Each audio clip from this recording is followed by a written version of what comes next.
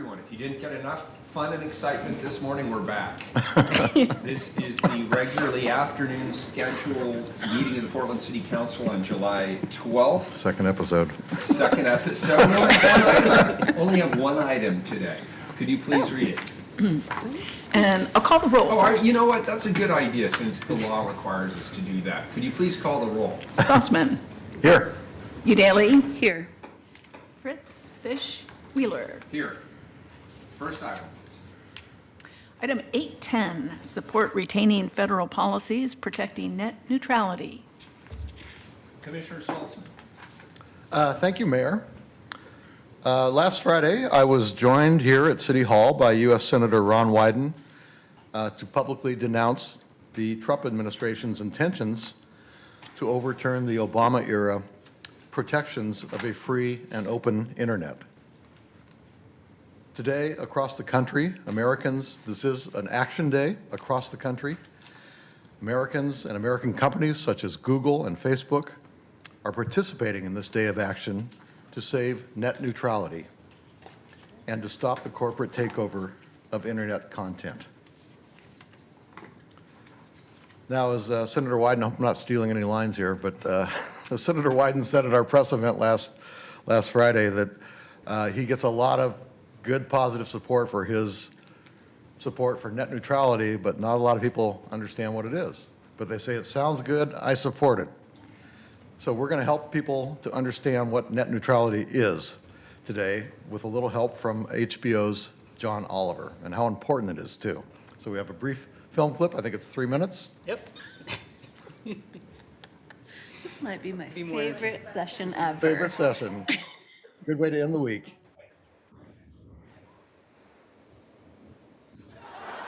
But first, let's take just a moment together and appreciate how amazing the internet is. You can use it to file your taxes, apply for jobs. You can go online right now and buy a case of coyote urine.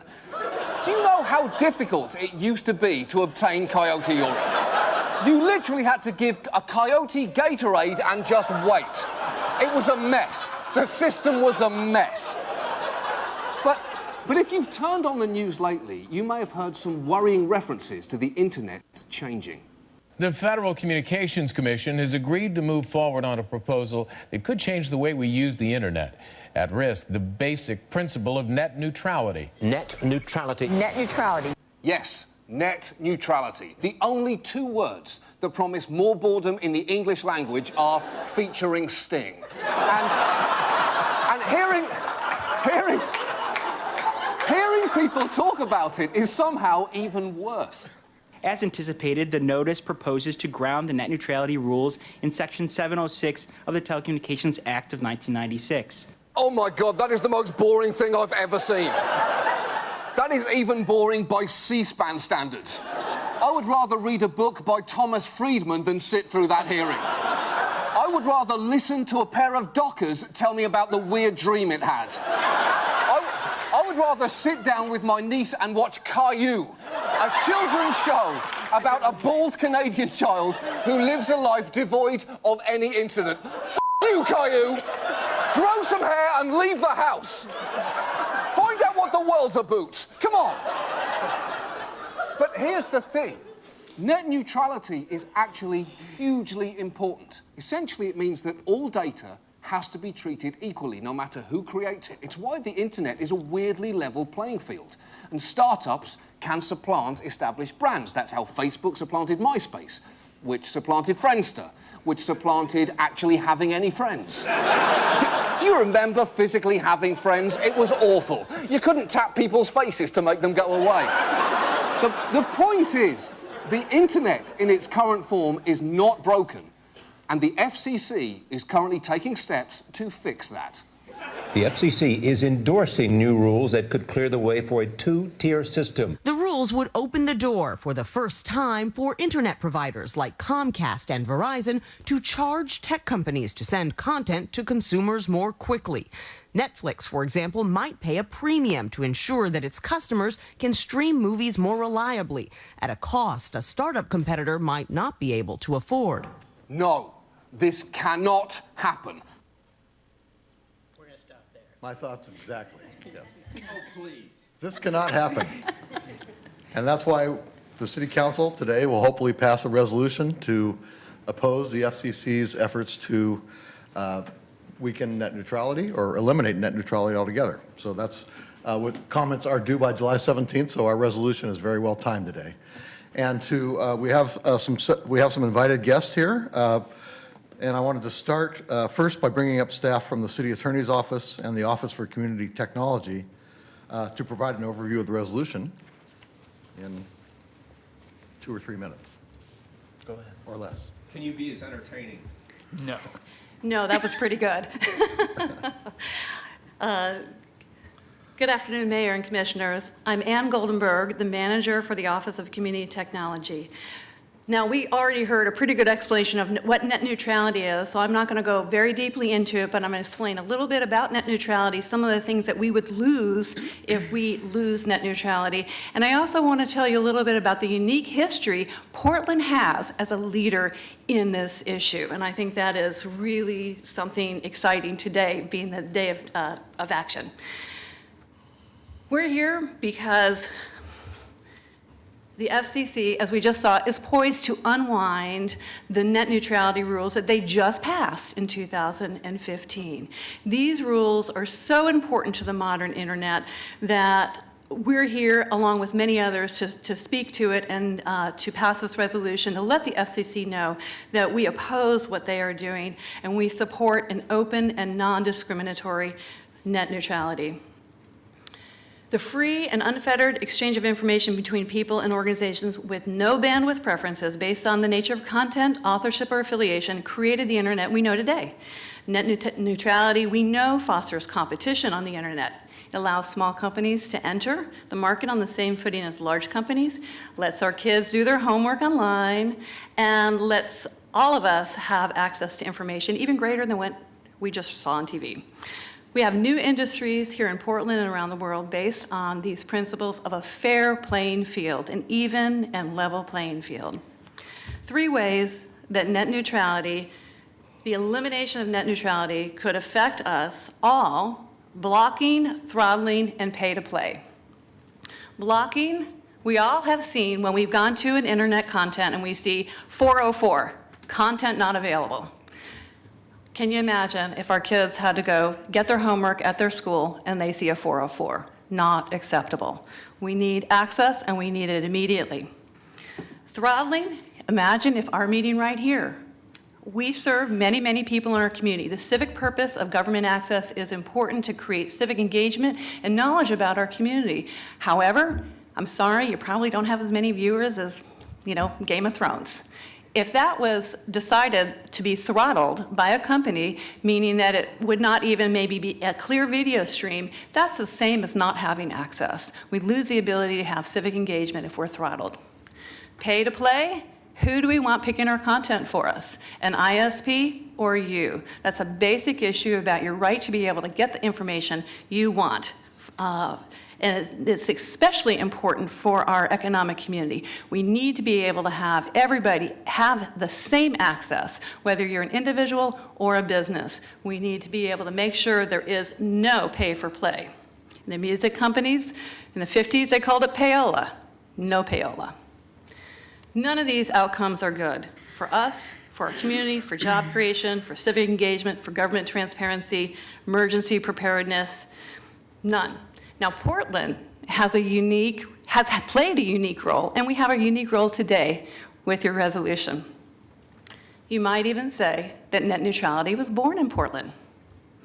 This position can be traced back to 1998 in the Council's consideration of the Mount Hood Cable Regulatory Commission's recommendation that the cable franchise from TCI to AT&T reflect a condition of non-discriminatory open access.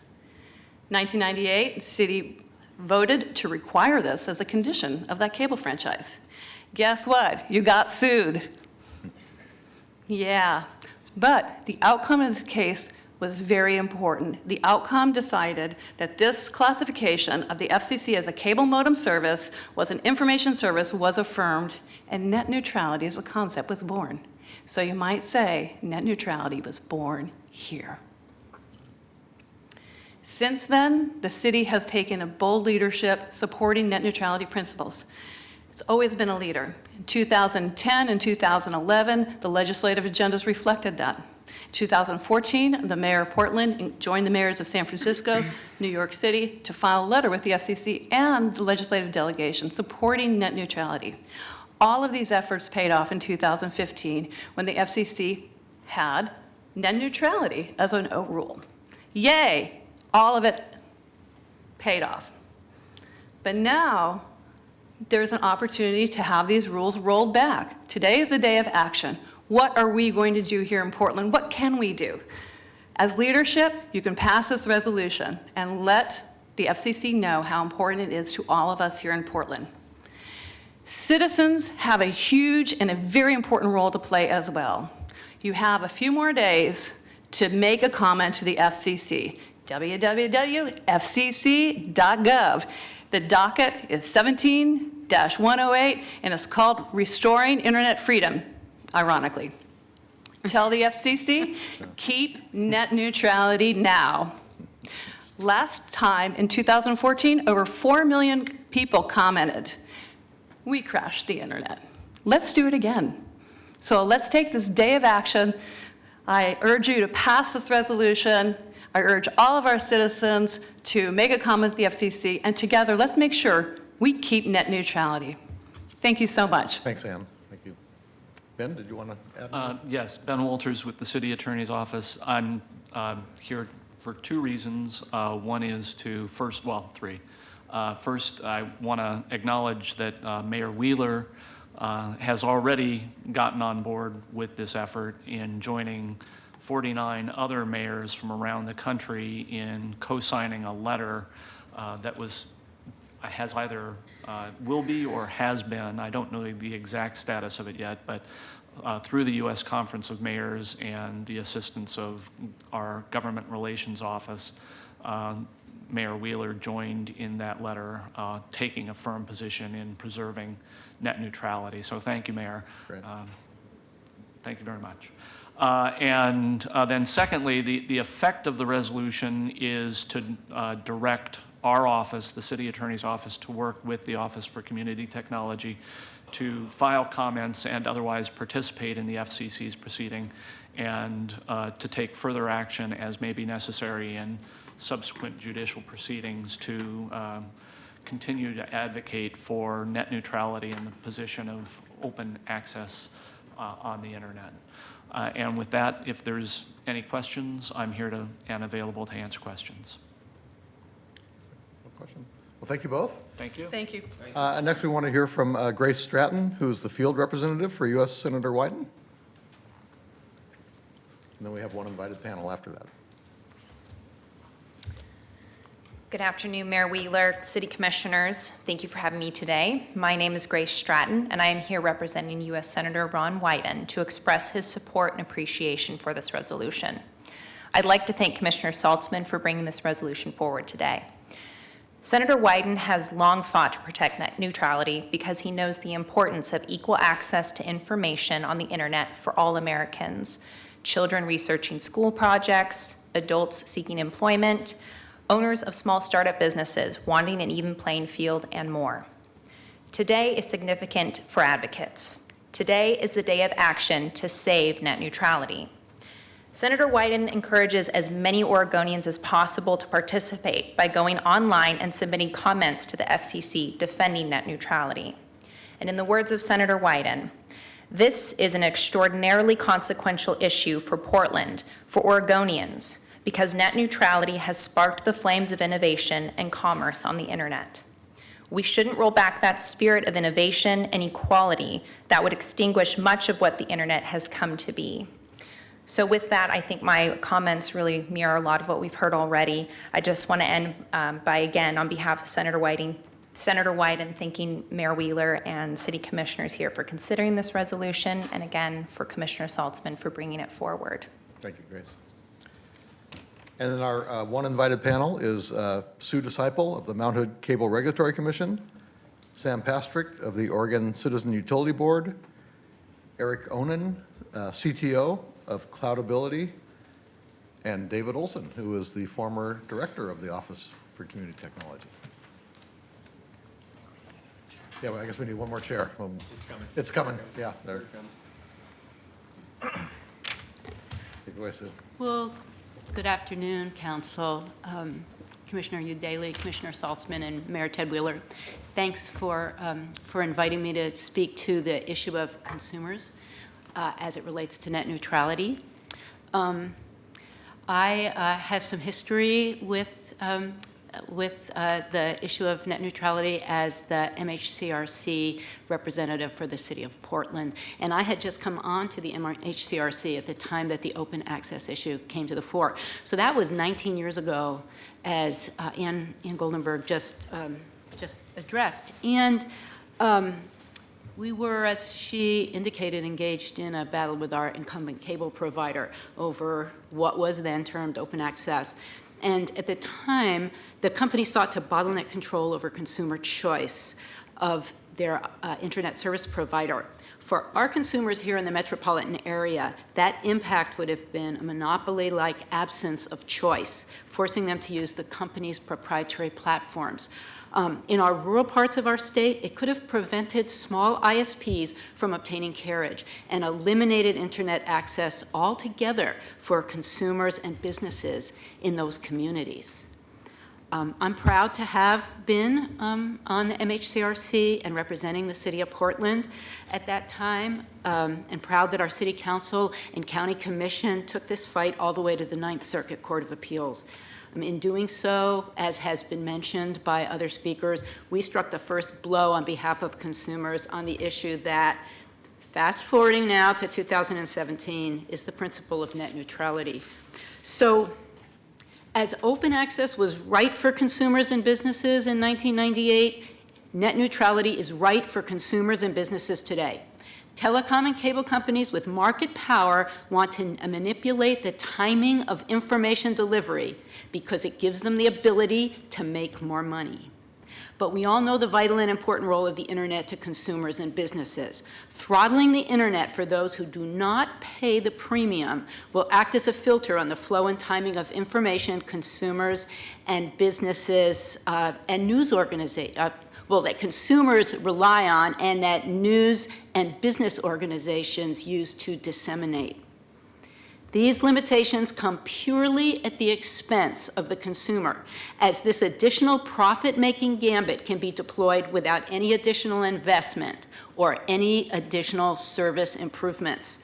It is not true that under the FCC chair's proposed rules, some information will arise faster. That's a fallacy.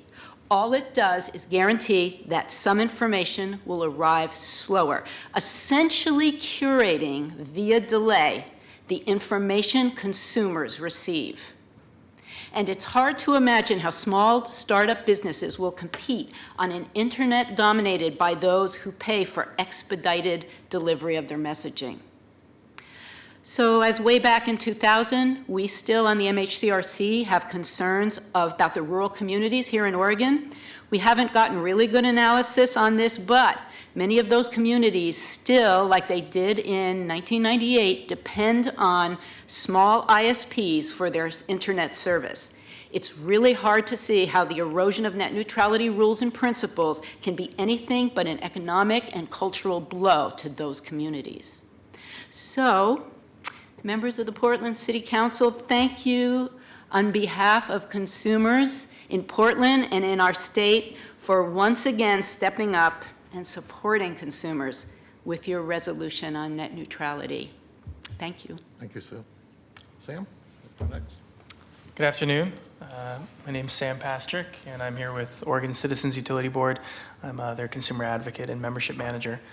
I want to cut right to the chase. This is sort of the line that I always used. I used it last Friday. The internet is an essential utility service. That's really our stance as the residential utility advocate, residential utility customer advocate in Oregon. It's a service for the public benefit, and what that really means is that everyone is entitled to, you're going to hear this a lot, fair, unfettered, and affordable access to service. This is really the underlying principle of net neutrality.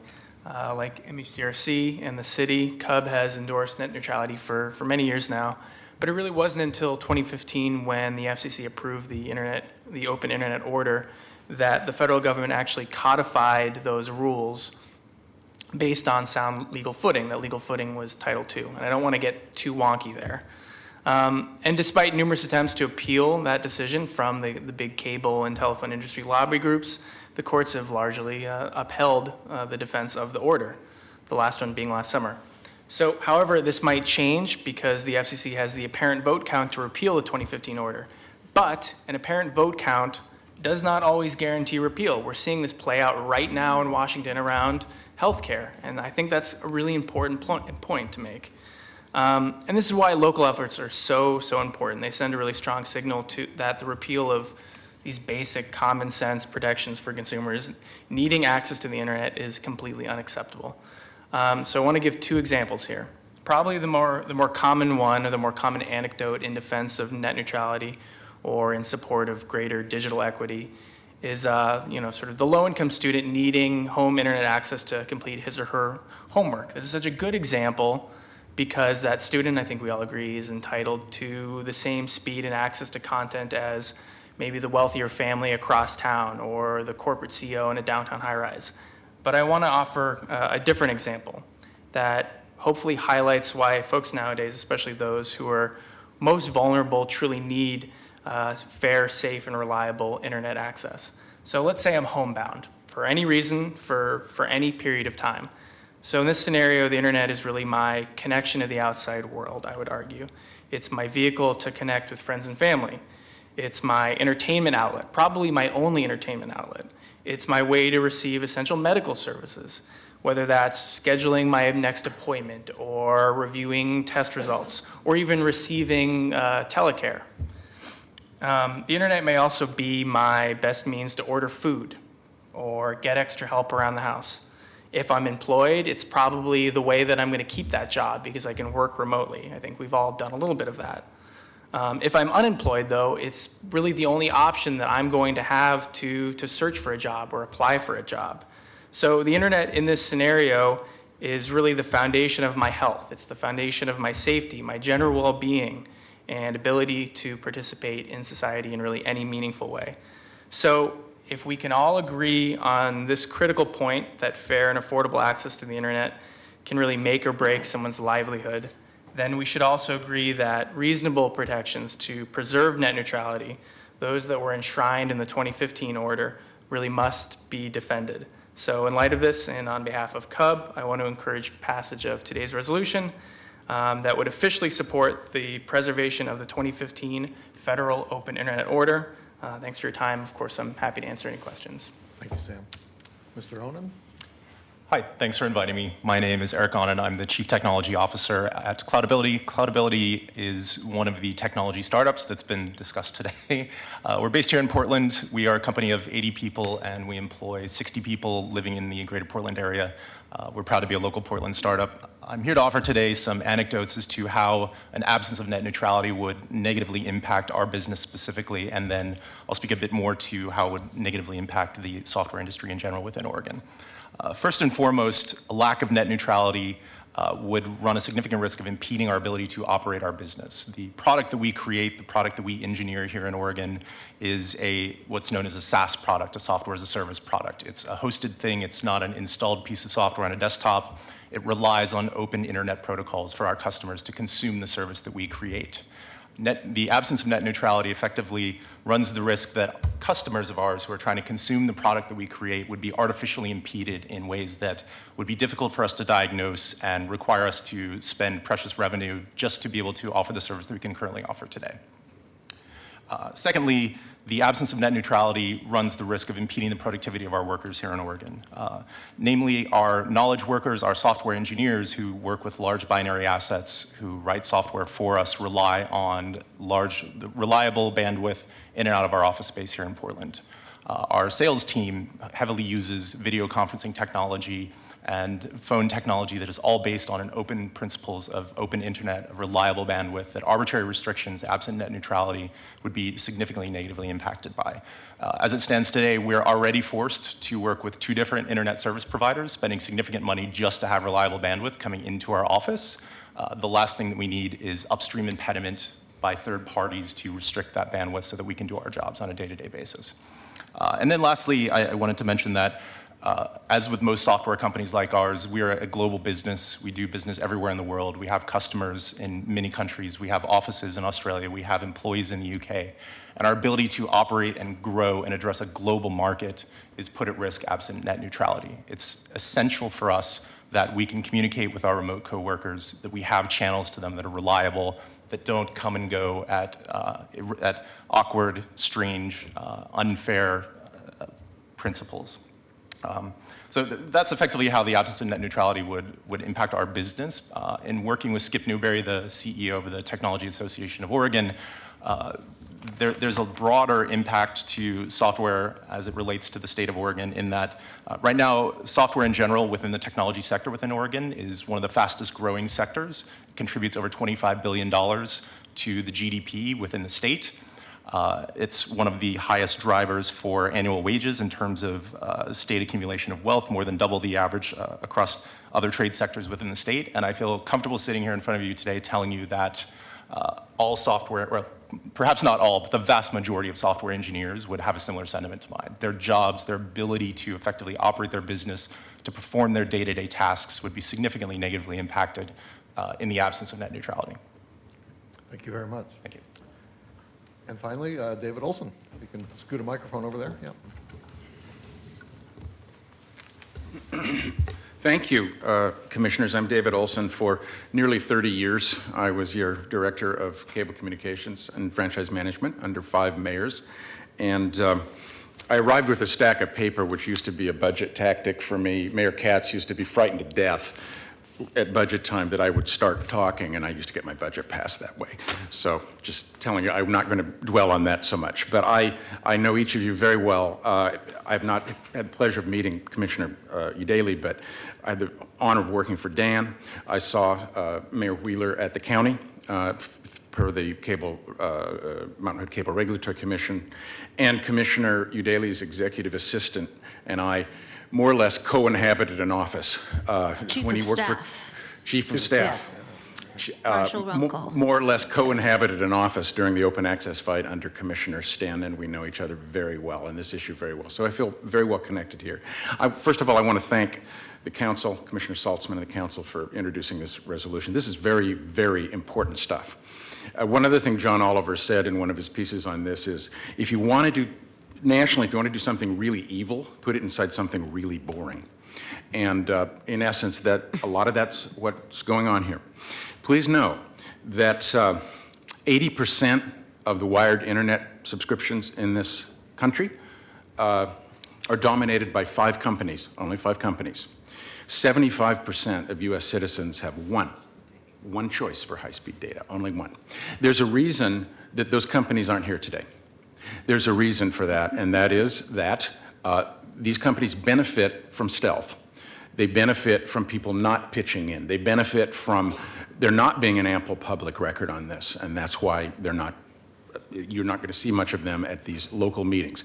This passed on a 2-to-1, the magnificent margin of 2-to-1 at the FCC when the new administration came in, only 2 votes. And it would essentially undo what had been done with the internet as utility.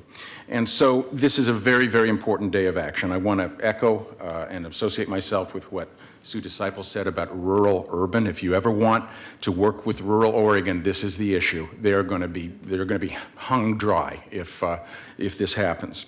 And I appreciate what you're doing. I want to conclude by giving a shout out to the nationally recognized staff of the Office for Community Technology, which continues to be nationally recognized, and the Mount Hood Cable Regulatory Commission.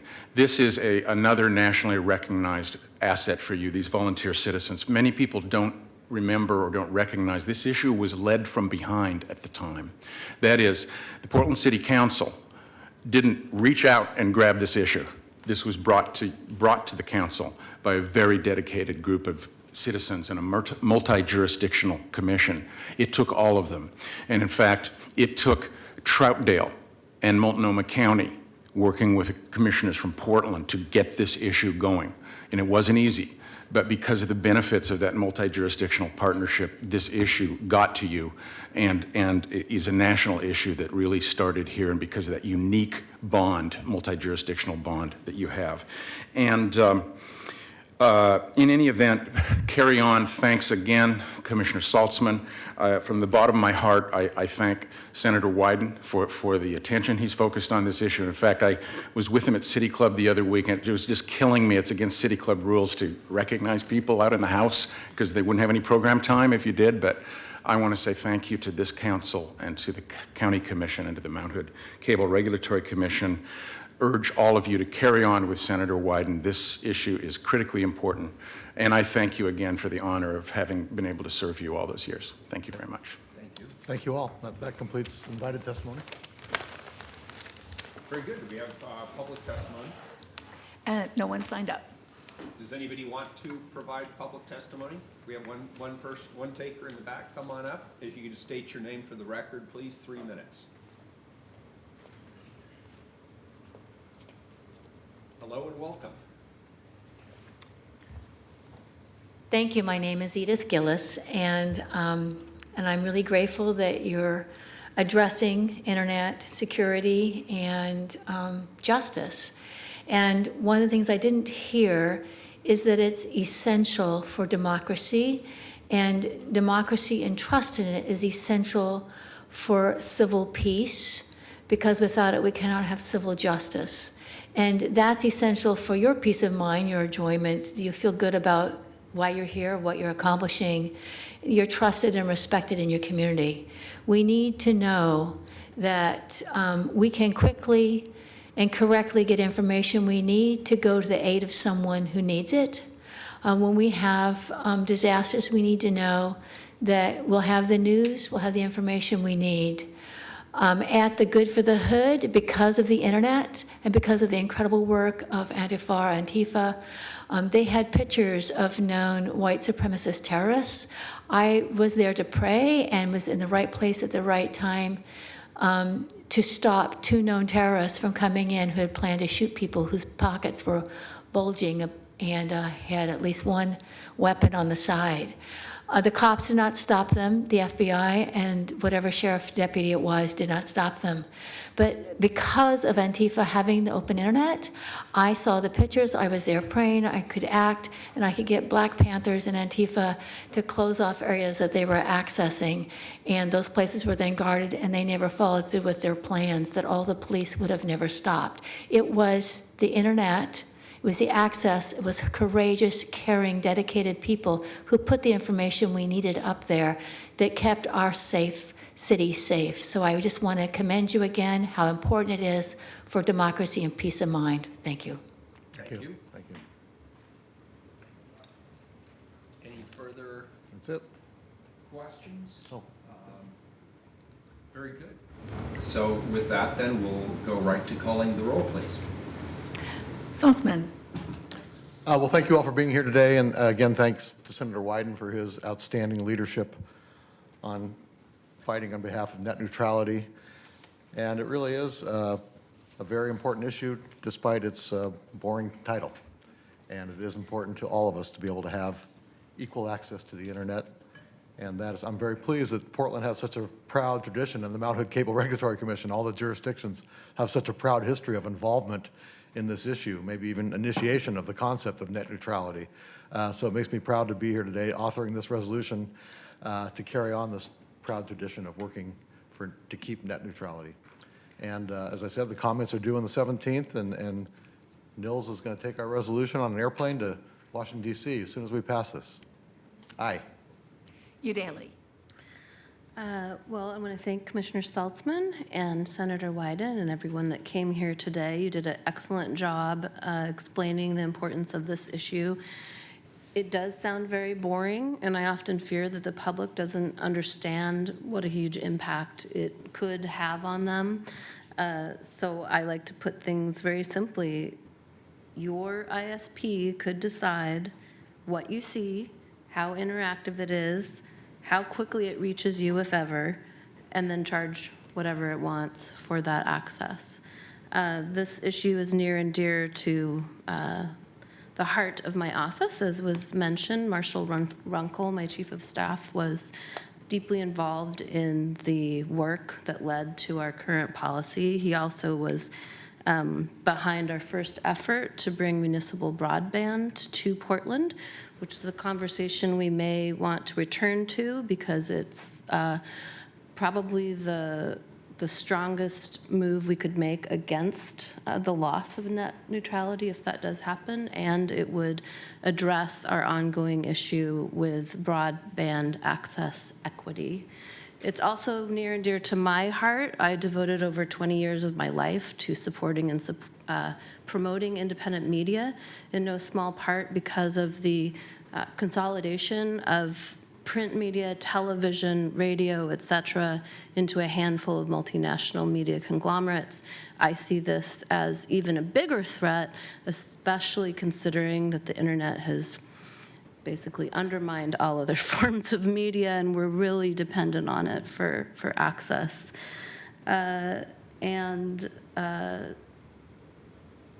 Finally, at a time when our own president is kind of undermining the position of our press, I think it's especially vital and essential, as the Raging Granny mentioned, to our democracy. So it's a scary thought to think we could lose this. Thank you again. Aye. Wheeler. Well, I appreciate this, and I want to thank you, Commissioner Saltzman, and I want to thank the folks who testified. You made this highly entertaining, and anytime I can come to a city council session and actually watch John Oliver, I think that's a great day. I want to give a slightly different analogy. As I think everybody here knows, I have a love-hate relationship with the internet. I do think it democratizes information. It does not democratize either facts or knowledge. Those go, you have to go the extra yard for those two things. So I've been struggling for the right analogy, and I've concluded the right analogy is actually looking at the public library system. Originally, libraries were private affairs in the United States, meaning if you had access to a library, you had access to the entire body of information. And if you didn't have the means, you did not, and you were relegated to borrowing other people's materials or finding information through other means. But if you really wanted to look at the major works of literature, the major works of art and culture and science, there were actually what I guess today we would refer to as paywalls for access to that information. We are supplanting, and I hate to say it because I love the public library system, we are supplanting the library system with these open technologies and this access to all of this information. And I am very concerned anytime somebody suggests that we should not have democratized access to the body of information that for 200 plus years in this country, we already made the decision it is in the best interest of a healthy and thriving democracy and an informed public to have access to that information. So it is appalling to me that there are private sector organizations that should know better, and that there are high-level elected leaders who should know better, who want to take us backwards in terms of access to that information. So it is very important that we support this resolution. Dan, thank you again for your passionate support of it. And I also want to thank Senator Wyden. He's truly been the national leader on this issue, and I know he's going to continue to fight hard on behalf of all of us. But it is important that the City Council step up and express our strong support for his works in Washington, D.C. So I will vote aye. The resolution is adopted. Thank you, everybody, for your great testimony and hard work. And with that, believe it or not, we are adjourned. All right.